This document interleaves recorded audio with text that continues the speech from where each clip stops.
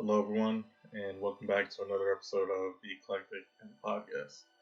And today's episode is pretty much going to be post NBA draft thoughts and mostly just focused on my team, the San Antonio Spurs. So, with the NBA draft recently, yesterday we saw pretty much when it came to the lottery, a few shockers, but mostly stayed on script. Majority of the teams. Number 1, Cade Cunningham. Number 2, Jalen Green. And number 3, Evan Mobley. Just as expected, been posted for the last couple months. But then you get to the next pick, number 4, with Scotty Barnes from FSU, who wasn't expected to actually go 4, as fit-wise it was kind of questionable with Toronto. And then after him, the guy who was expected to go number 4, Jalen Suggs from Gonzaga, ended up having to go to the Orlando Magic, which is also really guard heavy with a lot of young guards and point guards. So then everything else kind of played out until the number 10 pick, which ended up being, I believe it was Zaire Williams from Stanford, who wasn't expected to go in the top 10. He had the talent to be a first rounder, but not a lottery pick, just based off how his college season went. And then, unfortunately, we skip on to number 12, my team, which has fallen into the lottery 2 years in a row after being out of the lottery for 22 years. We decided to, I can't say we, because this was maybe the most shocking pick in the entire draft. Literally. For some reason, our GM, Brian Wright, decided to take a 6'6", 18-year-old shooting guard who only averaged 8 points a game from the University of Alabama named Joshua Primo. The pick really doesn't make any sense at all looking at the Spurs roster due to the fact that we pretty much stockpiled on a lot of guards, mostly combo guards, that are in the range of 6'4" to 6'5" for the past almost 5 seasons now. So this pick didn't just throw the fans of the Spurs off, but NBA analysts and everything, sports, media and everything. It's like when it comes to even some of the grades for the teams that made their picks, San Antonio kind of fell in that bottom D to C- range just due to that pick alone. So first, I want to say I'm not going to talk bad about Josh Primo. I mean, you don't get to select where you get chosen. Just hearing the news, it's for him, he wasn't expecting to be taken that early. Even before the draft, it was talked about, maybe late first round for him, possibly second round, just because of how raw and young he is. Because he's actually a legitimate 18 years old. He went to college a year early, so he was in college at 17, playing at the University of Alabama, and he literally was a starting shooting guard, but he was third, maybe fourth option on a veteran junior, senior Alabama team that won the SEC championship this past season. So to me, it's for him, he's a project, obviously being at 18, but compared to the other young players that would be 18 or 19 going to the draft, he's more of a project than even the other ones.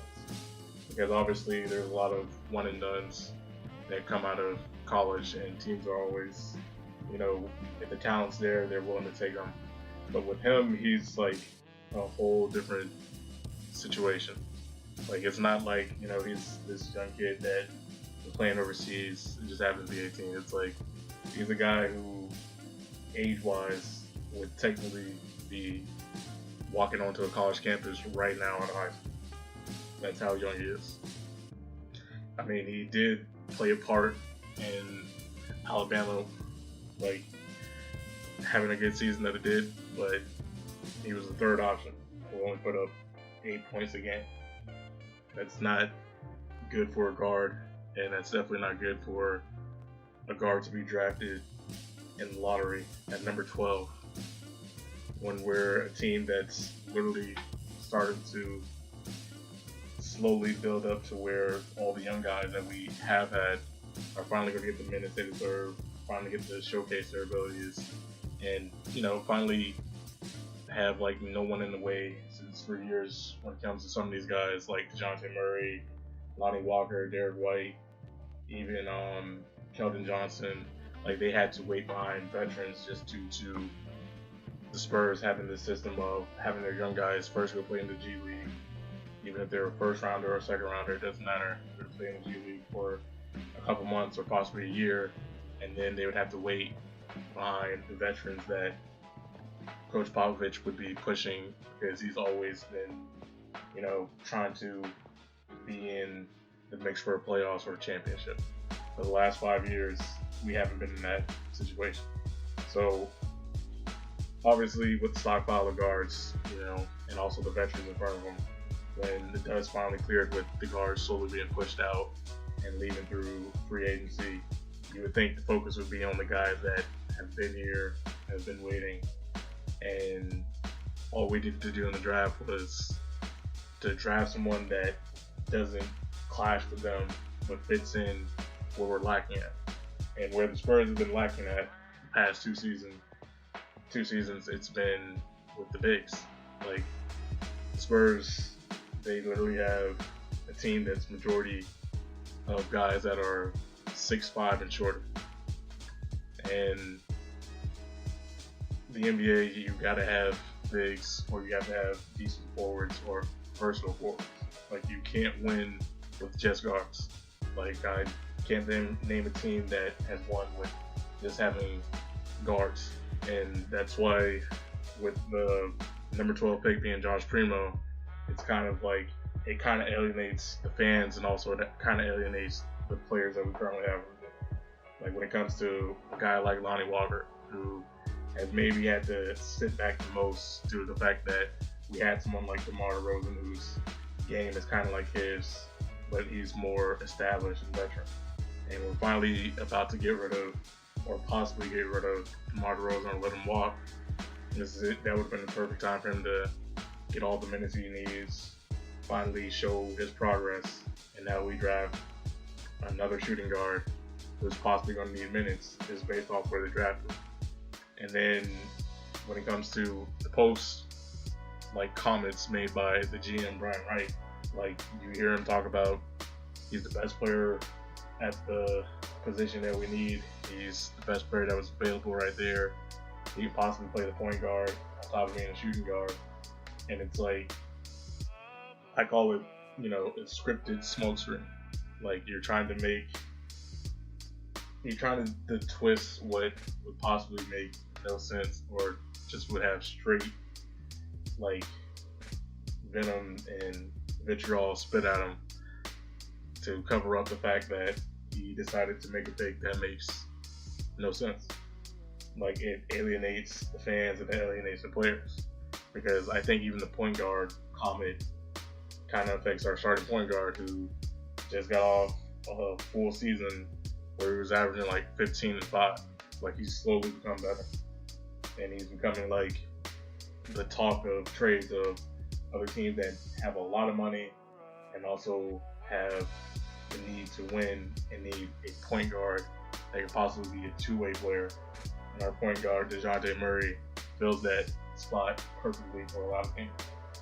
So, on top of alienating the shooting guards, you alienate the point guards with the pick. You literally didn't fill any need that the team actually needed. Like, he's preparing a player that maybe won't even get NBA minutes until like 2024. That's how young he is, and that's how behind and stockpiled he is behind a bunch of other guards who are actually capable of being good in the NBA. So with that, it's been like from what I've seen from insiders that are online and also just other people that talk about the Spurs, they're trying to do damage control. They're trying to like look at the bright side of it. But I'm like, for me personally, it's like, nah, this is like a setback that's like thrown in everyone's face, and there's no bright side to it. Like for me, when it comes to Brian Wright, and again, not trying to put extra pressure or trash Josh Primo, but for me, it's like if Primo isn't like the next Kobe Bryant, Dwayne Wade, or even James Harden, like it was a wasted pick. Like we had the team set up in every position except bigs to at least be going in the right direction for the next couple years. Like we have almost everything covered except forwards and the bigs. And you decided to draft an 18-year-old shooting guard that was third, fourth option on a team out of college. It's like, this isn't a situation where, hey, he just drafted, James Harden, who had to be behind Russell Westbrook and Kevin Durant. Like, no, this is like a kid that would have been in the low first round or possibly even the second round in any other person's like draft board or reach. And then it's like, now I'm reading news that like the reason why they reached for him is because, they liked the way his combine and workouts were looking. They loved the way he interviewed. And then it was just like they were hearing like all these teams were talking about him like, hey, they want to take him first round, yada, yada, yada. And it's like, I've heard the saying like jumping the gun, but with front office, mostly Brian Wright did, wasn't even jumping the gun. It was like the gun wasn't even brought onto the field yet to let the runners run yet. It's like he decided to run before the race was even set up. Like he drafted a guy that, again, wouldn't even be ready until another 2 years. That's how insane of a pick that this was when it came to this lottery and this draft overall. Like, I don't even think anybody like cares about the second round dude who actually made sense for our team. Joe Wieskamp from Iowa. Like he makes sense. 6'7", forward, can shoot the three, decent on defense. But like it doesn't matter because the guy who got drafted for him is like overshadowing the fact that he maybe shouldn't have been drafted by the team at all. Like when I look at all the options that actually made sense for the Spurs, it was like Brian Wright decided to just go completely left. Like everything that would have made sense, it just went out the window for this Primo kid. And it's like, I don't like calling for like people to be fired, especially not when it's a black GM and when there's only 8 black GMs. But it's hard not to say that he's kind of like tied his whole career to this one kid to be like the next all-time great Spur and possibly the all-time great player when it comes to the NBA.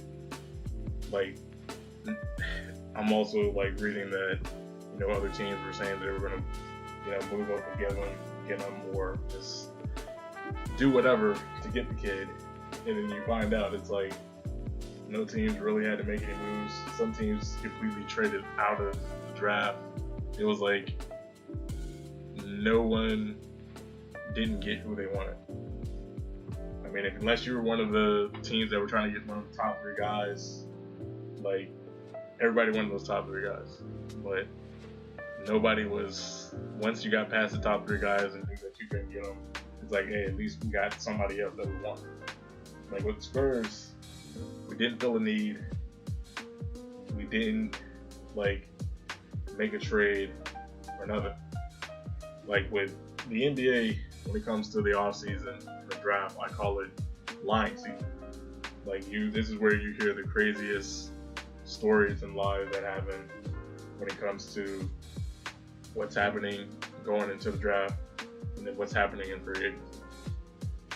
And when I saw the pick, I was like, are we trading someone? Like, we have to be trading someone.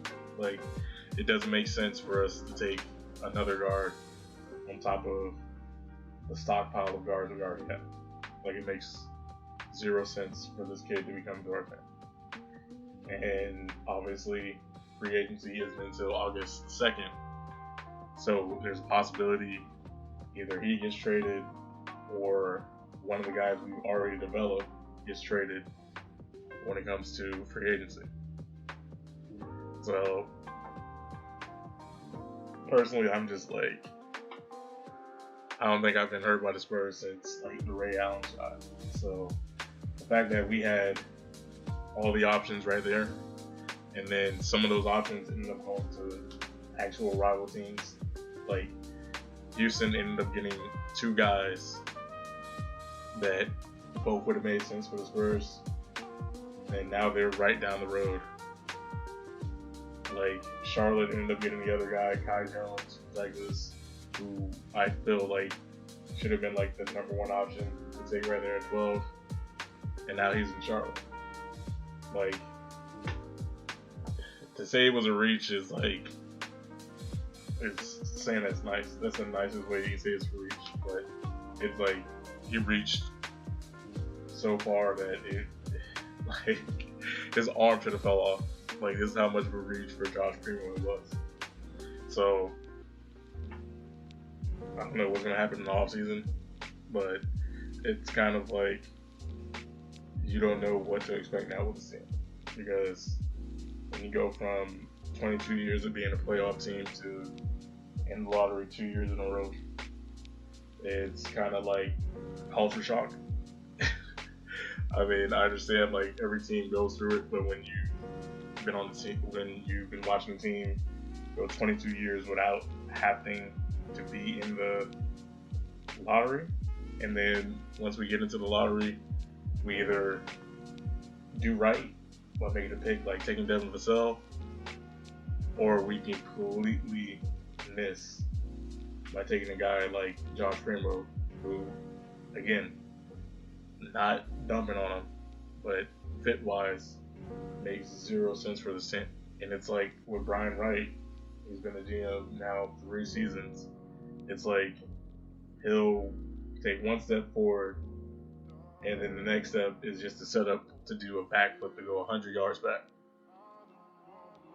Like, the 3 years so far, it's been, we had the issue of Marcus Morris contract. Well, the no contract. Because for some reason, I guess Brian Wright, you know, being that was his first year, thinks that verbal commitment means something in a industry where if it's not on paper, then it doesn't matter. Like, if everyone that didn't know, you know, Brian Wright just thought that he had Marcus Morris signed to play for the Spurs.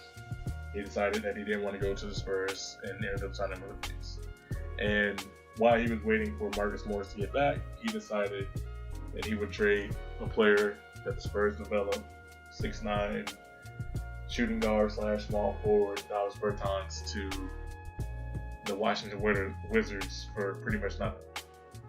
Like, we didn't get a pick. I think we just got like cash or something for a second round pick for a guy that would still fill a need that we need right now, which is shooting, and someone that isn't a guard. We traded him for nothing. We traded him because he thought he had a commitment when there was no contract signed.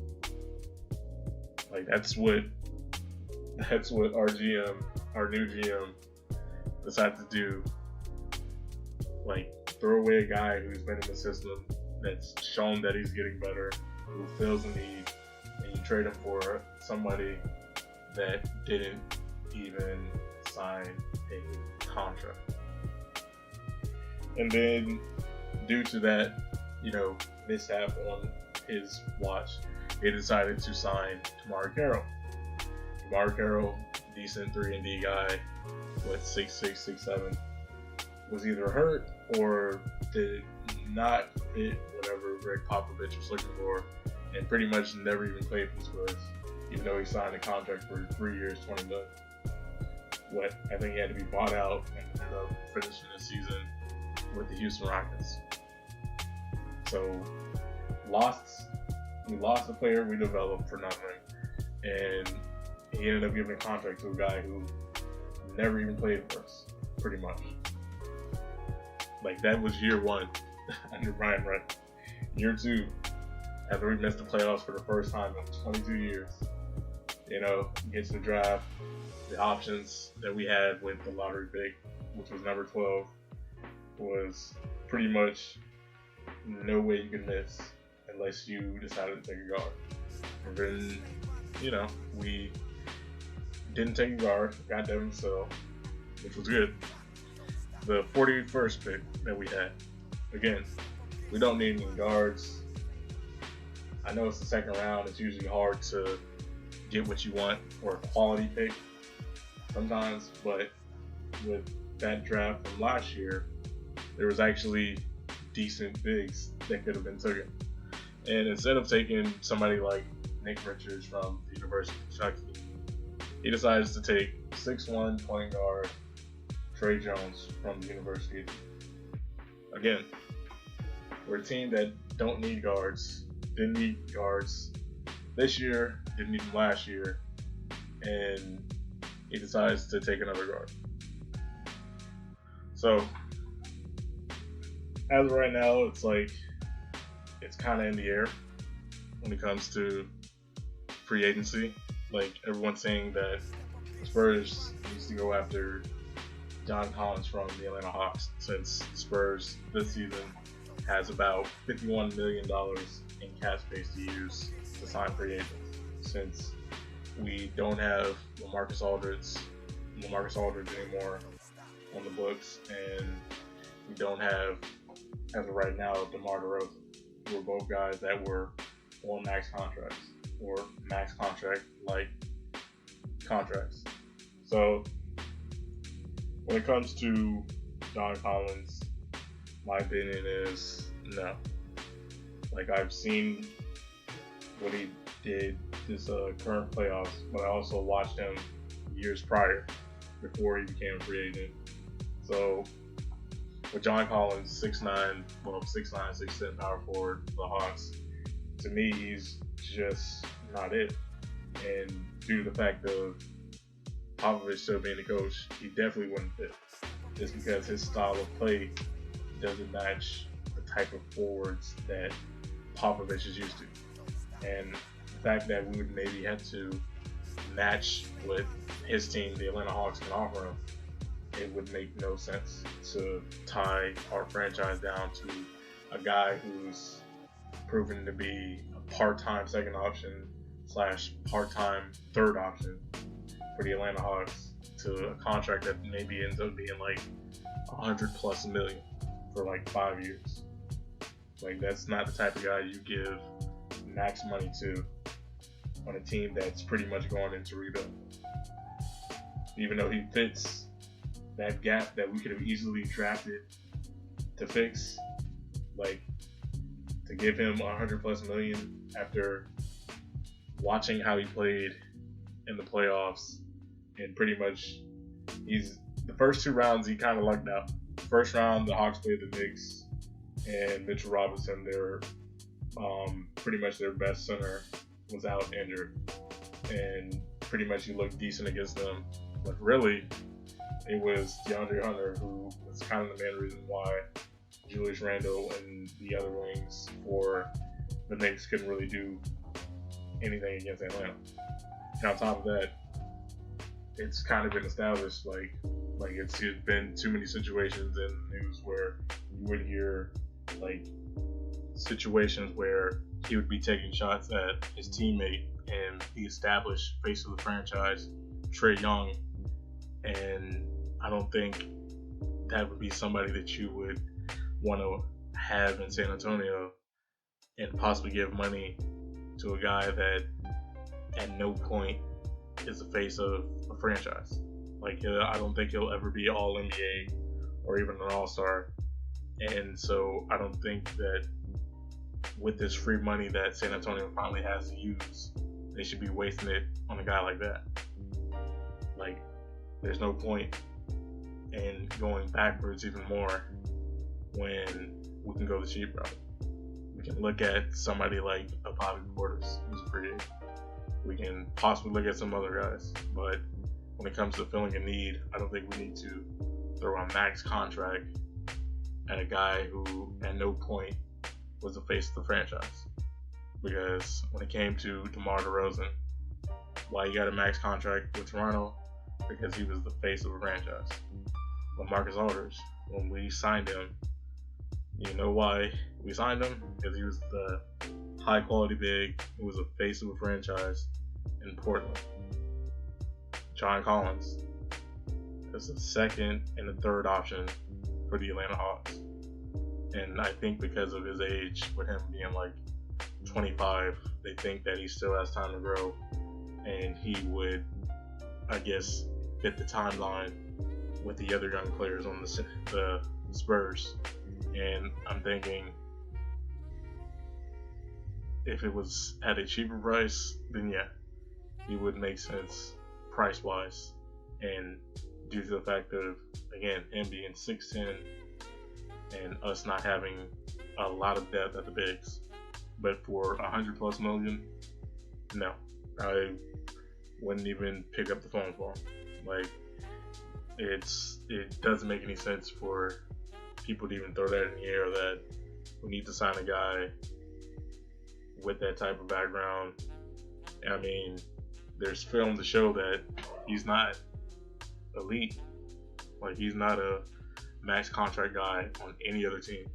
Like, he's barely a max contract guy on the team he's on right now.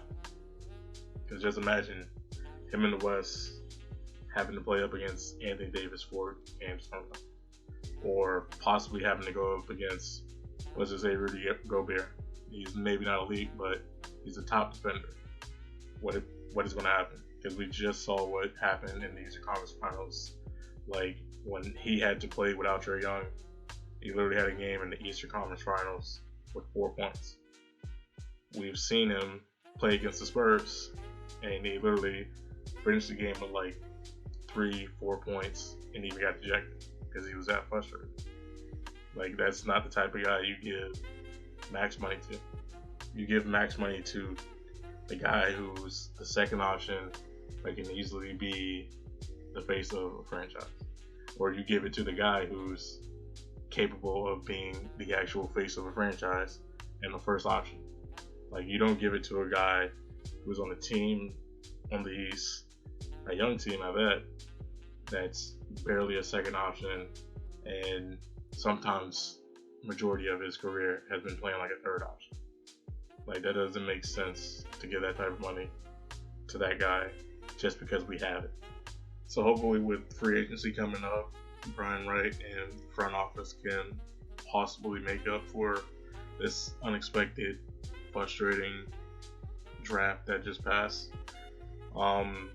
With that, I think I'll keep this one short because I feel like if I actually went into the actual details and the notes that I wrote down, I'd sound like I'm ranting and kind of ripping apart everybody. When that's not the case. So, with that, hopefully everybody that had a team in the draft got what they wanted, and hopefully everyone has a decent free agency. So, with that, thank you again for listening. Hope you come back and listen to the next episode. Yeah.